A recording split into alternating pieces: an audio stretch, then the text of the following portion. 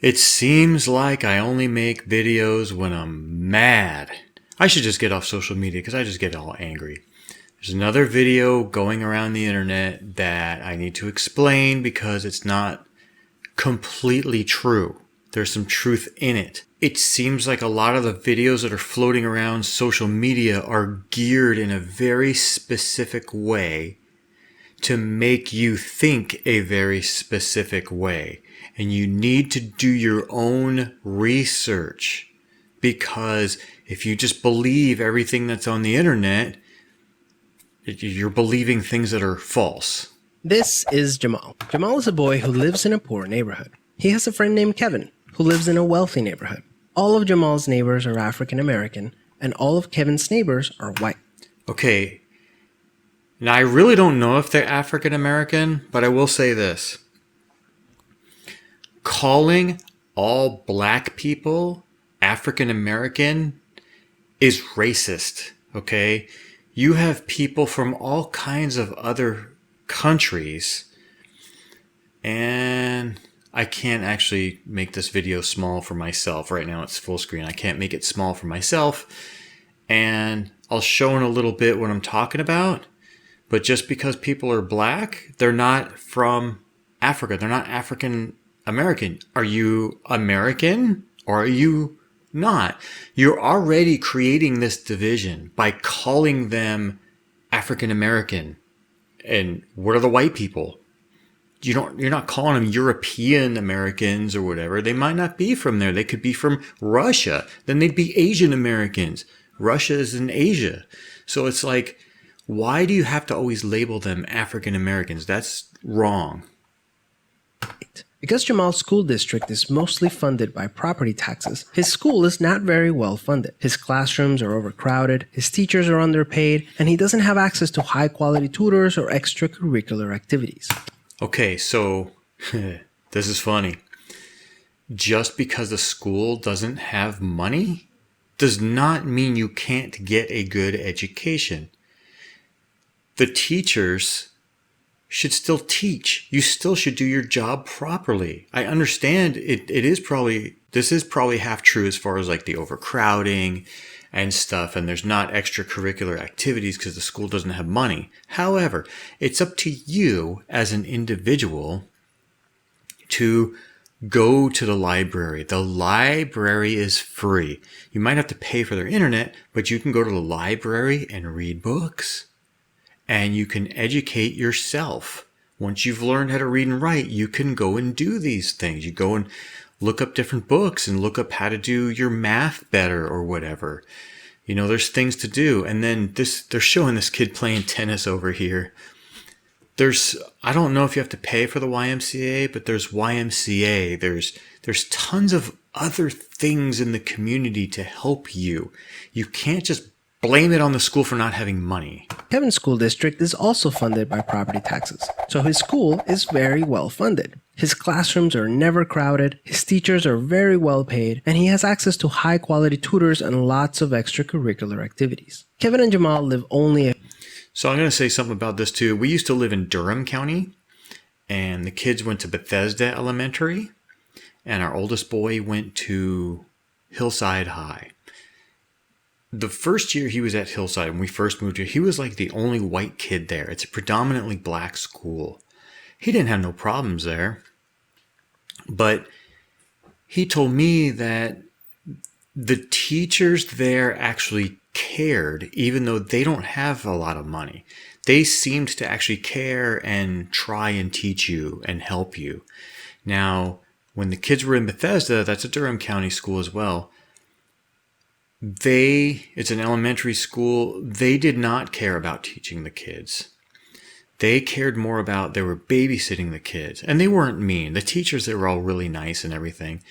But like my wife she's always been involved in the kids' schooling and volunteering at their different things. And she was always there. And there was always that same handful of people. If you've ever volunteered, you always see the same handful of people. The only time a lot of people showed up was on free spaghetti night. But we used to go there and do some of the things with the kids, and I was there to video. And they did a lot of games and a lot of other things, but they did not use those things to teach the kids. Like, they're playing games. You should play a game that's teaching you something you might have learned in school or how to count. They were just playing games to, like, throw the football through the hula hoop to get a prize. They didn't say, like, how many throws did you do? You did 3. That's awesome. How many did you miss? You missed 1. So do some math. They didn't do any of that. It was just for fun, which was fine, but they never taught the kids. And then Hillside High was teaching the kids. Then we moved to Wake County schools, which then the little kids, when they went to elementary school and junior high, in their particular high school, they got an excellent education. When they were in Durham County schools, they thought my kids were geniuses. My kids ain't stupid. They're very smart. But when we went to Wake County schools, they then told us our kids are way behind and they had to do the work to catch up. And my kids, I felt bad. They did it. They did the work. But then our oldest boy was also in a high school in Wake County, and it's one of the schools with probably the most money in Wake County. All the rich white kids go there with their BMWs and stuff. And they did not seem to teach the kids as well. And it also seemed like the rich white kids were more troublemakers. Those middle class people seemed to get into more trouble. A few streets away from each other. So how come they're growing up in such different worlds with such different opportunities for success? Okay, they do not have different opportunities for success. That is a lie. If you are in the United States, everybody's equal. I'm not saying racism doesn't exist according to this video, but I'm saying he said the opportunity for everybody is exactly the same. And I'm going to put a link down below to the video I did with the fat lady saying she was poor. And I explain a lot of that stuff why. So I don't want to repeat all that stuff again. The answer has to do with America's history of systemic racism. To understand it better, let's look at what life was like for Kevin and Jamal's grandparents. Decades after the Civil War, many government agencies started to draw maps dividing cities into sections that were either desirable or undesirable for investment. This practice was called redlining, and it usually blocked off entire black neighborhoods from access to private and public investment. Banks and insurance companies used these maps for decades to... So this is actually true. They really did this redlining. I don't know if it was in the whole country. If you look at this, it seems like it was mostly in the Chicago area for some reason. So this part is true, but this doesn't affect you as an individual. Deny black people loans and other services based purely on race. Historically speaking, owning a home and getting a college education is the easiest way for an American family to build wealth. This is not true, and I'll show you why in just a little bit. But when Jamal's grandparents wanted to buy a house, the banks refused because they lived in a neighborhood that was redlined. So for the loan aspect, I don't know what era they're talking about. There was I forgot what it's called. I'll show the documents after this video how they did pass a law.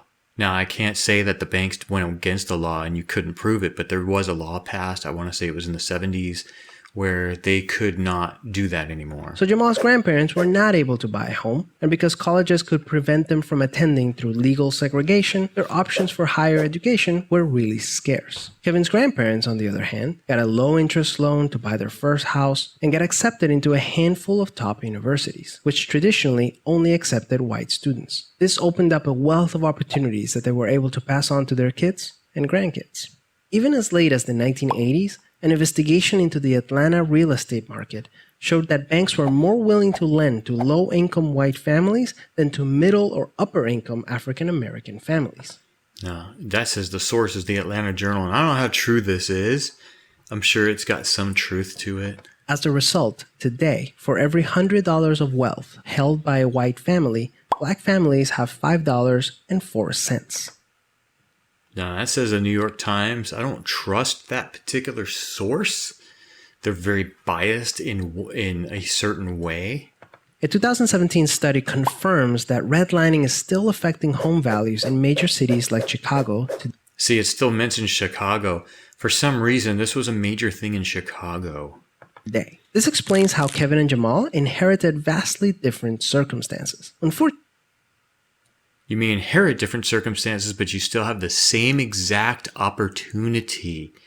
It's up to the individual. Unfortunately, the story doesn't end there. A big part of systemic racism is implicit bias. These are prejudices in society that people are not aware that they have. Let's go back. That's funny. Let's read some of these. Sorry, I got a thing blocking. I can't see. Oh well. Back to Kevin and Jamal. Against all odds, Jamal manages to be the only student from his high school to get accepted into a great university. The same one that Kevin and his high school friends are attending. But after Kevin and Jamal both graduate, Jamal notices that his resume isn't drawing as much interest as Kevin's. So this is actually somewhat true. There was a study done, I'll show it in a little bit, how they both have the same last name. See that? And when they actually say the thing in the video, I think they're going to make it seem like it was the last name. His first name is Jamal, and his first name is Kevin. There's plenty of black people named Kevin, but there was a study done, and I'll show it in a little bit, and it's not based on last name, it's based on first name. And there are certain, this is half true, okay? I'll show you why. It's half true because there are companies that looked at first name basis and could tell based on, I mean, you really can't tell. And I think you should be able to name your kids whatever you want, but you got to think ahead. So they were not hiring people based off their name because they can assume a sort of race based off of a name. Now, in the study I'm going to show after this video, it's going to show how women that had a high school education or less and normally did not have a husband, they, kind of like teenage parents, they purposely name their kids like LaQuisha and stuff like that. And I'm not against those names. I think you should name your kid whatever you want. But those types of people are like, it's kind of like they're saying it's almost as if they're trying to force their black culture on you and be like, yeah. And those are the people that play the blame game and the race card. And that's kind of what they're trying to do in this video to sway you in this way. Even though they graduated from the same program with the exact same GPA. Unfortunately for Jamal, studies show that resumes with white-sounding names get twice as many callbacks as identical resumes with black-sounding names. So the other thing that add to this, because this is true, but it's based on first names, not last names. And it's only half true because a lot of companies will actually hire a minority. It doesn't have to be black, it could be a Mexican or whatever, any other minority in this country. They'll purposely hire them over the white person, even if they're not as qualified as the white person, because they have to have a certain amount of minorities in there. That goes for the schools too. Plus, not only the schools, the black people have a huge advantage in this country because they're considered a minority. They have like the United Negro College Fund.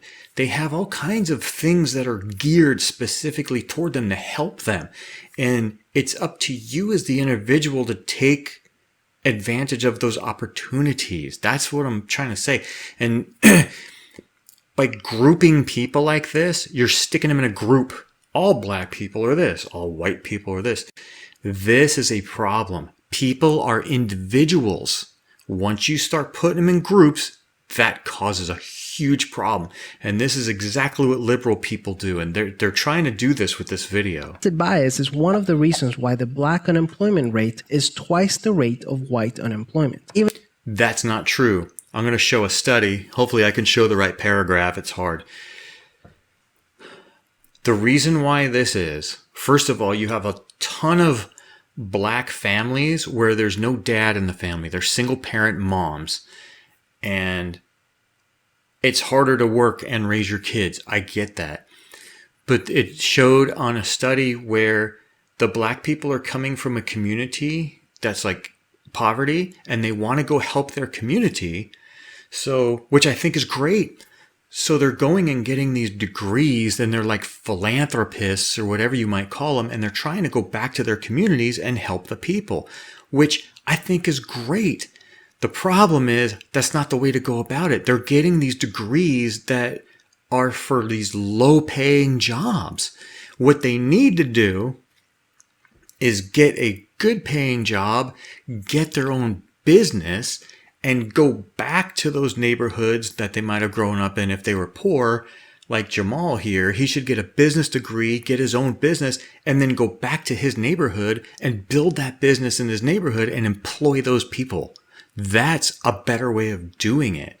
The reason they're trying to sway this in a way of it's just the black versus the white, and this isn't true. You have to really do some research. Even among college graduates today, you can see evidence of systemic racism in every area of life. The disparities in family wealth, incarceration rates, political. So see, this is a broad spectrum they're trying to do. Incarceration. Don't do the crime, you won't do the time. And you'll see a lot of people saying, well, this white guy here and this black dude here did the exact same crime, and this guy went to jail longer than this guy. And it's like, you need more information. You need a lot more information to make that statement. That's not a true statement. It might seem that way, but you need to know the history. How many, prior convictions does this person have? What's their history? What's their history? You have to look at everything. It's not a race thing. These people are trying to do not quite a race baiting thing, but they're trying to make you think this way and group people black and white. What about the Asians? They have a high standard for education and they have jobs and money. How come it's only black and whites? What about other people from other countries? What about the Indians? They're all the doctors. A lot of the Indians are doctors. A lot of the Asian people are doctors. They have a higher standard. Why? Why is that? Because you guys are saying it's blacks and you're calling them African Americans. You got people from Haiti. You got people from Jamaica. You got black people from other countries that come here. And their culture is different. Their culture is very family-based. Education is pushed in their families. They come to America and they're labeled as just black people or African Americans. And that's not true.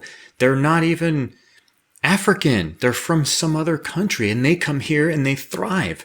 And you have what I call the regular black Americans that grew up here. These are the ones that are playing the blame game and complaining. It's like, it's up to you as the individual to go out there and do it.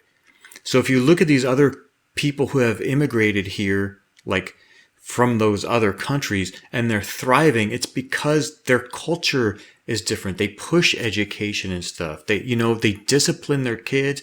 They have 2-parent families. This is a huge, huge thing. You can't just label it black people.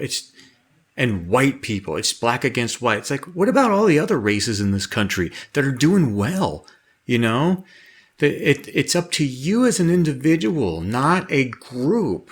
Representation and education are all examples of systemic racism. Unfortunately, the biggest challenge with systemic racism is that there's no single person or entity responsible for it, which makes it very hard to solve. So what can you do? The first thing you can do is work towards becoming more aware of your own implicit biases. What are some prejudices that you might hold that you're not aware of? Second, let's acknowledge that the consequences of slavery and Jim Crow laws are still affecting access to opportunity. Okay.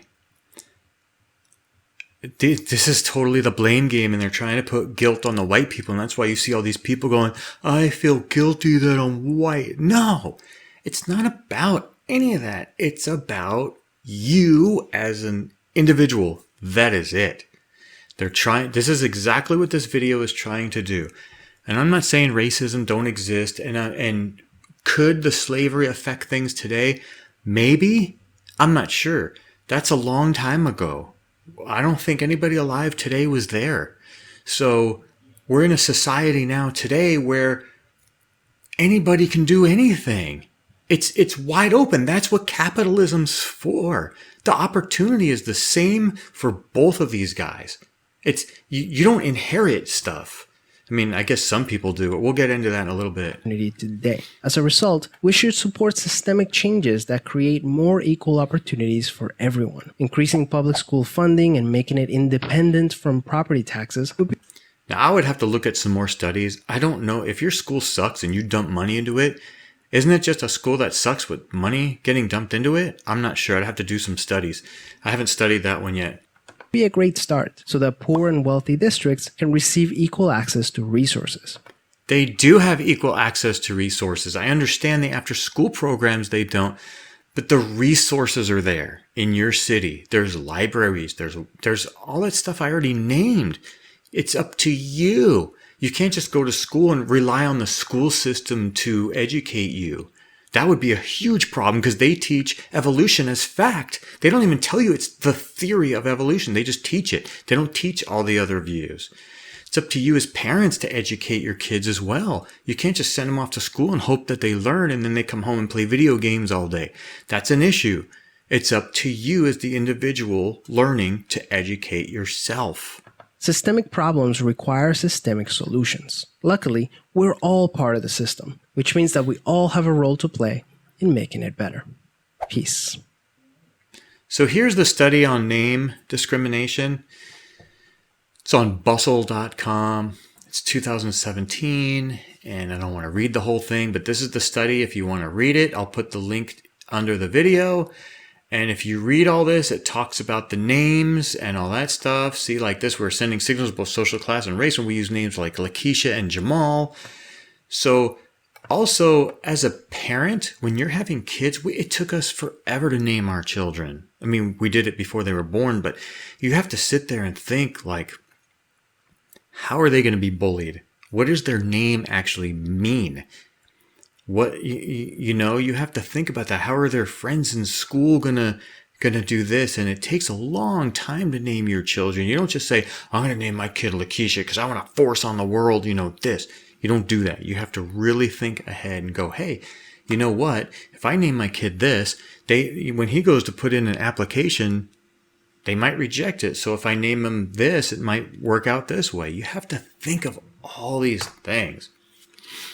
This right here this is where it talks about the black people getting the wrong education, they're going to college, but they're getting the wrong degrees and they're not getting paid as much. So in that thing you saw in that video, they're saying, well, they're not paid as much and they're not getting the jobs they should get when the white people get them. It's their own fault. It's your own fault. It's white people do the same thing. They go get like a sociology degree and it's like, you can't do anything with that. Go get a trade school job. You'll make more money. It's like, so it's each individual makes their own path, I guess you'd say. So I'll leave the link to this too. And here's all the different studies. I read this whole thing. I can't remember it because I did that like last week.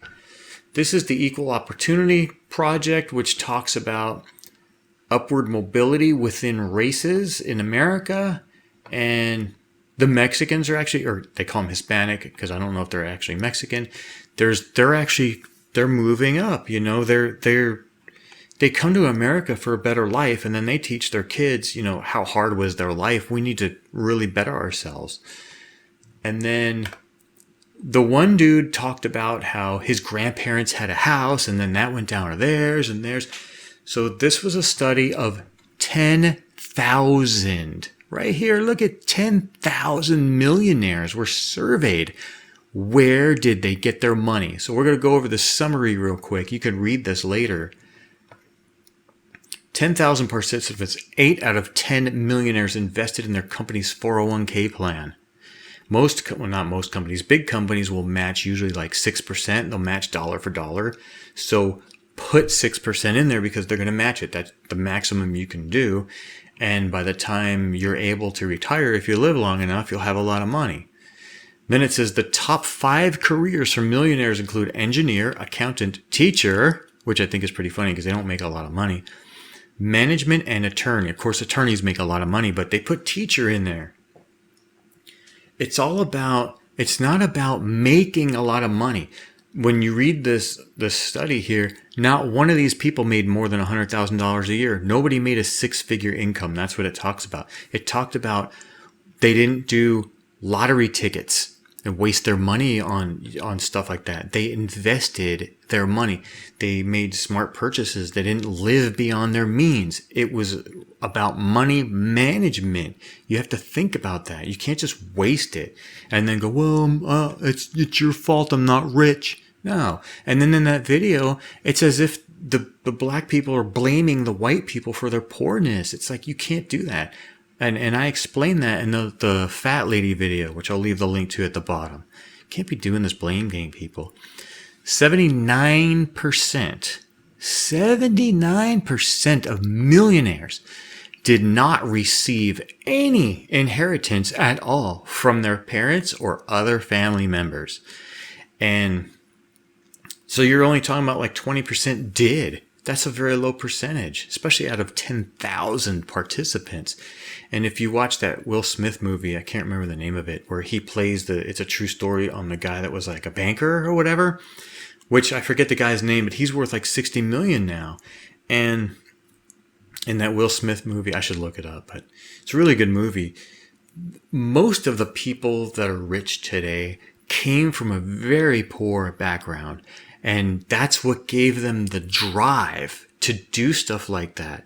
They come from such a poor family or a poor neighborhood that they want to strive to do better. They didn't just sit back and go, well, I'm poor because you're rich. It's exactly what that video is trying to gear your mind to do, to think a very certain way. Don't think that way. Don't fall for it, or you become a victim of them. Don't do it. People are individuals, not groups. You can't. I have long hair. Am I grouped in with all the druggies and the hippies? No, hippie is a culture. I don't like hippies. I use soap, but like, it's just hair. That's all. It's not that big of a deal. It's not like because I have hair, you put me in a group. I'm white, you stick me in a group. They're black, you stick them in a group. It's not how that works. People are individuals. It's a case-by-case basis. Then there's this. They dropped the ACT and SAT requirement for admission. That's stupid. That's just stupid. You're just going to let everybody in your school. That's stupid. My kids, they got their scholarships. I told them when they were born, right when they slid out, I said, I can't help you with college. Sorry. And as they got older, I reiterated that. I said, it's up to you. You guys have to get the good grades, you know. This is where the parenting comes in. If they come home with a bad grade, you need to beat the heck out of them. You need to get their grades up. It's up to them. You can't just do their homework for them. My kids got their scholarships simply based off of their ACTs and SATs. You know, that's how that was based, and they got good scholarships because of that. But that was all up to them. We didn't do it for them. We didn't give them anything. I ain't smart. I didn't go to school. So I think that's kind of stupid, but I think they're doing this because there's a lot of people that they're saying in the minority groups that just can't get into the school. And I'm like, that's part of life. Up your education, you know, educate yourself and keep taking these tests to try and get into these schools. You can't just take the tests away because people are stupid. That's dumb. That's even dumb. That's stupider. That's stupider. It's dumb. Let's just take the testing away. And that's what a lot of the schools around here do too. The schools around here, what they do is because they want their funding, like the dude talked about, they want more money, so they pass more kids. They pass more kids through when they shouldn't be passing them because they're flunking. And they simply pass them because it makes them look like their school as a total GPA went up because more kids are doing better. The kids aren't doing better. They're falsifying a lot of that information just to get more money, to get either teachers better salaries or to fix their school, which I'm sure they need, but you can't falsify records to do that. A lot of the schools in this area actually do that. I'm inserting this because I forgot to say something. When I was mentioning the Asians, there's also like the Jewish people are lawyers and bankers.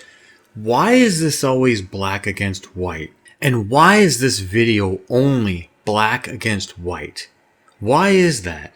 Why doesn't anybody ever talk about the Asians or the Jewish people or other people from other countries that have come here and make money and become doctors and lawyers and business owners, business tycoons? Why is it always black against white? That's got to make you think for a second. These people have a very certain narrative that they're pushing on other people. Don't fall for it, or you're going to become exactly like these people, and you're going to blame everybody else for your shortcomings. Anything that happens to you in your life is your fault. It's up to you to go out there and grab whatever it is you need to grab. And I'm not talking about stealing. I'm talking about go educate yourself. Go look for opportunities. Go make opportunities. Go grab those jobs. Grab the job sweeping in the major company, because there's room to move up. And you know, if you start, even if you're sweeping and cleaning the toilets, that there might be an opening. You know, even if you got a college education and you can't find the job you want, go take a job at that company doing toilets or whatever, because at least you're there in the door and they might hire from within instead of looking out. And then you can use that to your advantage. Use your degree to your advantage. You get to know people and move your way up. That's how life works. I just wanted to talk about that because I was so angry that this thing's going around and it's making people think a certain way.